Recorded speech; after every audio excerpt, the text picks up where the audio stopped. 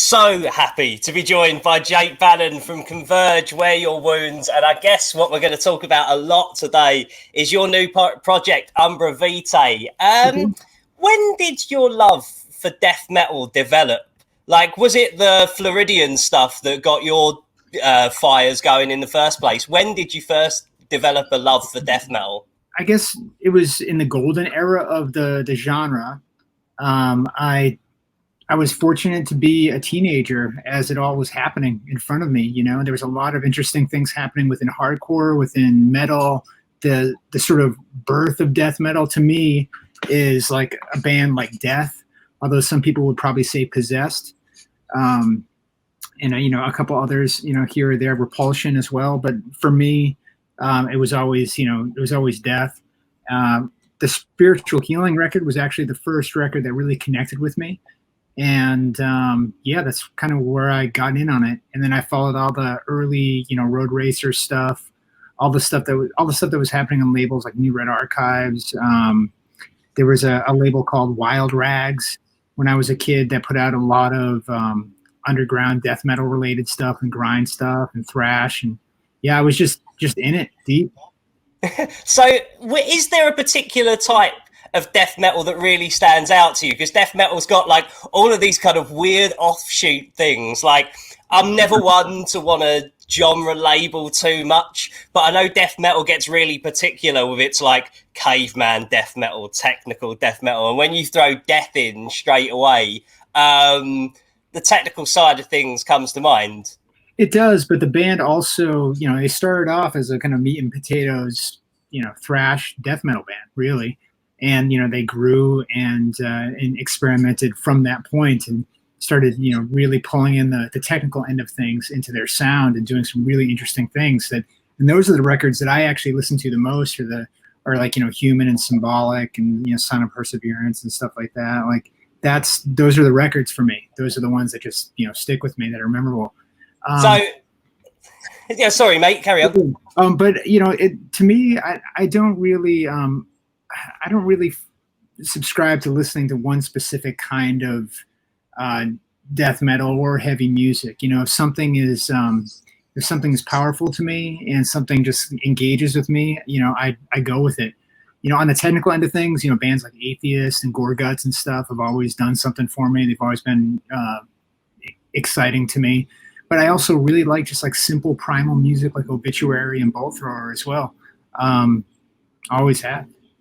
And so the reason that we're talking about death metal is because I was kind of surprised by, I was taken off guard by this project being announced anyway. It was awesome to kind of get this out of nowhere. But having read some of the interviews that you've been doing for this so far, I read that you and Sean had been kicking this idea around for about 15 years. Yeah, Where does the appeal and the allure of a project like this come from? And for it to kick around for so long, it must have been something that's a long-standing ambition. Well, you know, we're still angry people. You know, we're not well-adjusted human beings, and you know, we work through a lot of that within song. You know, I do that. Mike McKenzie, who people know as Gunface, you know, does that, and you know, with his writing. Sean does it. Greg does it. You know, John does it with his drumming. So like, it's just part of who we are is, you know, playing aggressive music and trying to fulfill something within ourselves through that process. Yeah, Sean and I started talking about making a heavy band happen right after he left Hatebreed. And, you know, he's done a multitude of musical projects, you know, since then, and collaborated with everybody from, you know, Wes to do, you know, Cold Cave and whatnot, to writing a Cage record. He's done so much incredible stuff. So just playing with him in heavy music is really fun for me. And I absolutely love playing with Gunface, with Mike McKenzie. To me, he's one of the best guitarists and songwriters out there today. So it's always an honor to collaborate with him in anything that we do, whether it be this band or Wear Your Wounds or anything.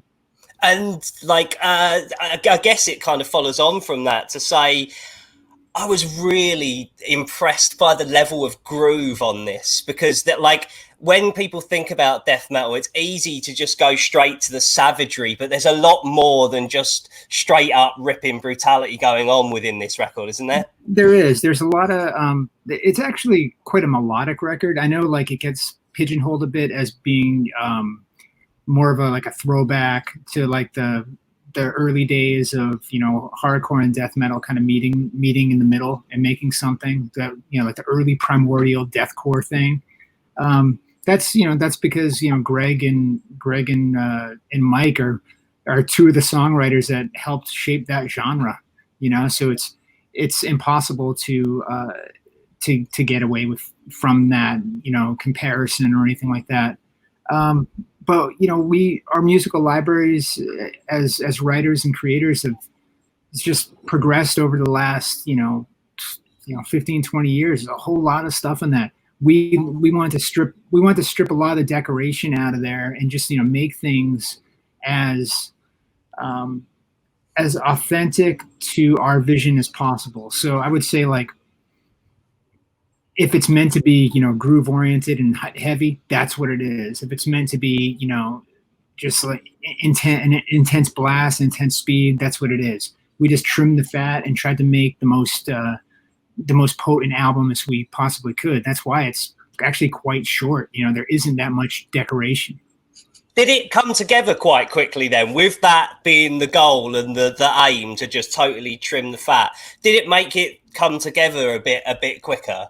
I think we went in some spurts of just having the time and the excitement, you know, built around the idea of this band. So we started talking about this band when we were doing the last Wear Your Wounds record, and once we were already kind of getting excited about the prospect of doing this new heavy thing while we were making something that was, like, actually quite the opposite and quite emotional and a little more fragile than Umbra.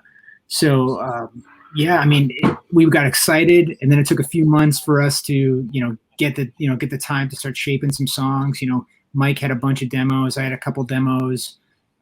Sean had a couple ideas, and we just started working on them as fast as we could after that. I think the whole album itself, in terms of, like, the refinement and recording process, probably came together in just a couple months, but the whole thing just, you know, in about a year's time.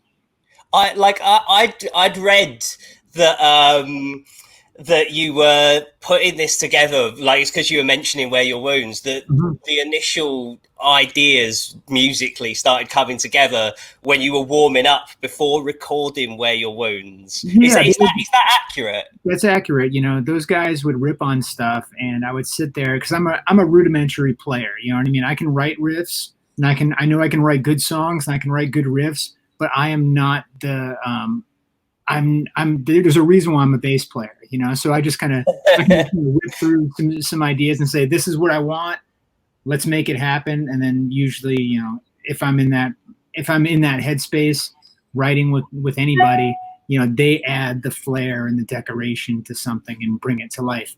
But those guys, you know, they just have this natural ability to rip and you know, play heavy, like, you know, just off the cuff.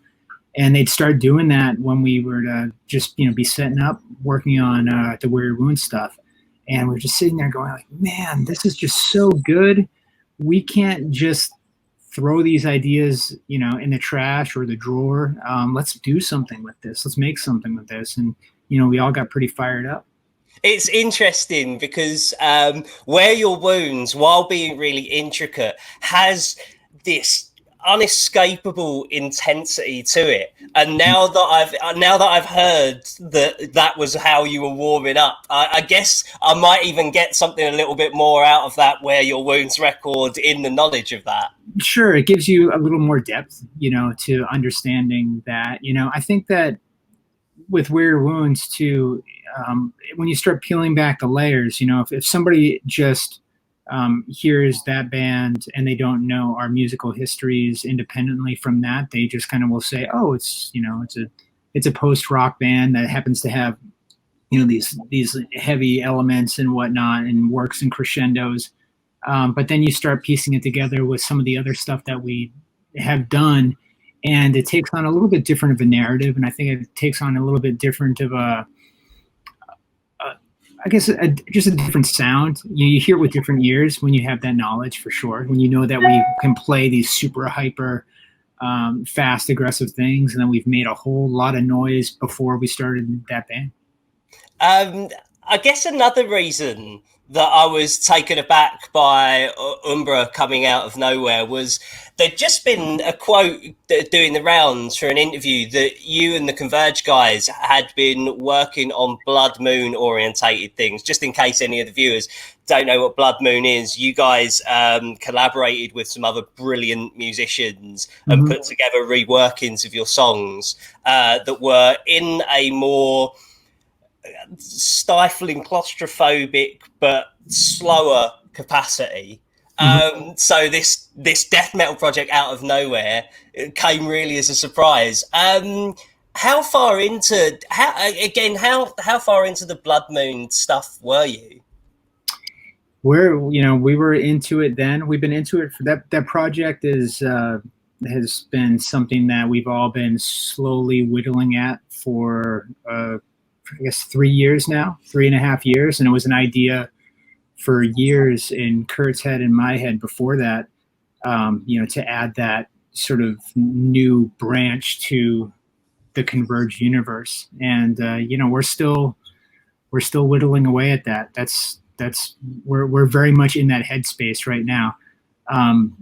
So with that said, it was nice to have a bit of a yin to the yang, right? So we're making I'm making personally the, Aware of Wounds record that is, really, really, I won't call it claustrophobic, but it's emotionally very bare, and it's very heavy in a different kind of way. And so Umbra was refreshing to do, like right off of that. And in many ways, having that band exists now also gives me another cool voice to have when I'm working on stuff like the Converge Blood Moon material with that group of people. Yeah, see, I was lucky enough I caught the Brixton show when you were doing Blood Moon before I moved out here to the States. And it was kind of bittersweet to leave because the show, I can remember like it happened yesterday. And it was quite bittersweet to be leaving with that. Like, I was like, oh, I'm sure they'll record the Roadburn set because you had like so many, like all of the guests, right, and you were curating it that year as well. And when nothing materialized, there was always something quite bittersweet to look back at on that. How closely is what you're doing now? How close is that to what we saw in the live shows back a couple of years back? There's a lot of stuff going on. All I can really say is that we're making some really powerful sounds together, and we're doing stuff that I don't think that any of us independently have ever really done before. So what Blood Moon is evolving into with the seven of us is I don't know, it's something very powerful.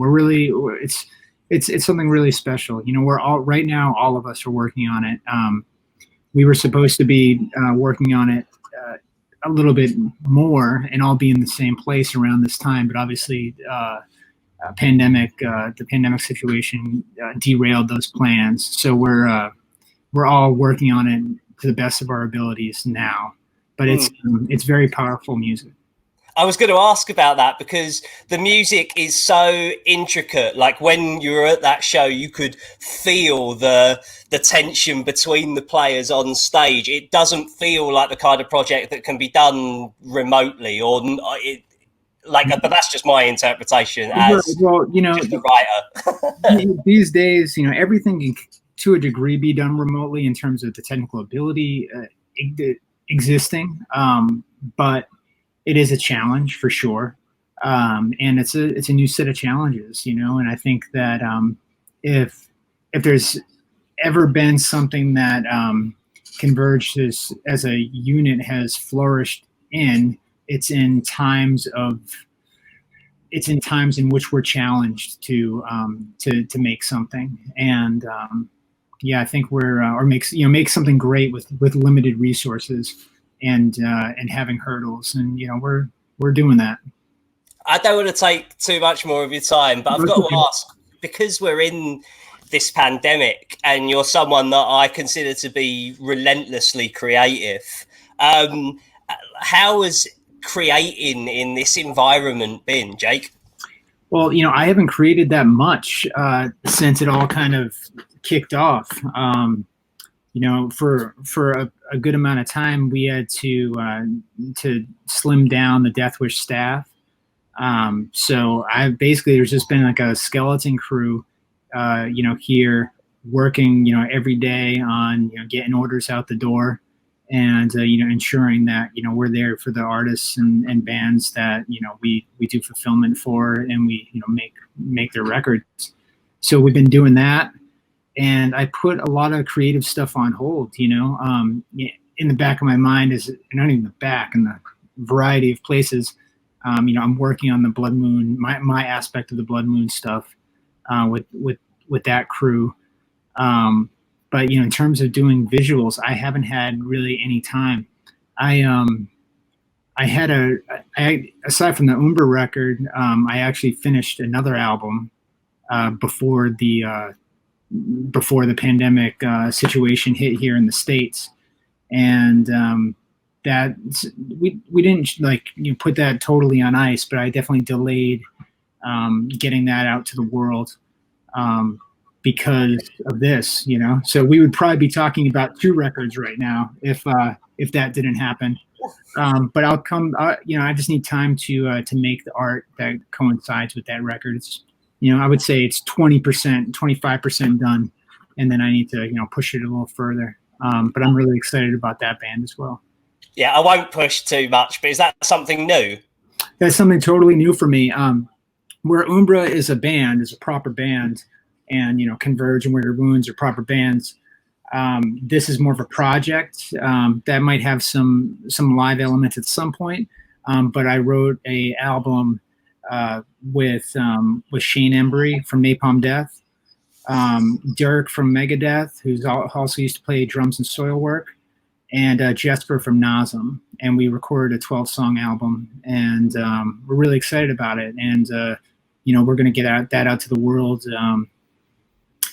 I don't know. Hopefully, in the next few months. That's we'll see what happens. But I'm kind of just letting things roll as they are at the moment, and not really putting on any expectations as to what we can do or should do, and just doing what's right and what feels right. Jake, thanks so much for taking the time to be on Mosh Talks today, man. I'll let you get on. Thank you. All right, man. Hey, thank you so much. Thank you for having me. Cheers. Okay, bye.